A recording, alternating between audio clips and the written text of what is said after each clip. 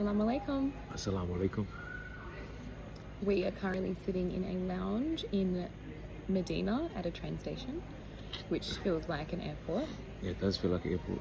Yep. This was built in 2018, but yeah, over here in the Middle East, infrastructure is crazy, so it feels like we're in an actual airport. But we're going to Umrah, my wife's first Umrah, Inshallah. inshallah. And Fajr in the masjid in Medina, a quick little fit with SBW workout, and then straight to the train because it's good to get there early in the week, I believe, and then perform your Umrah early in the day because there's not as many people. Before it gets so packed. So, inshallah, it's not too mayhem for us, especially for my first time. Inshallah, it'll be all good. Inshallah. Another cool thing I'd say people is get these type of things, Umrah, Hajj and Umrah, A made little easy. guide.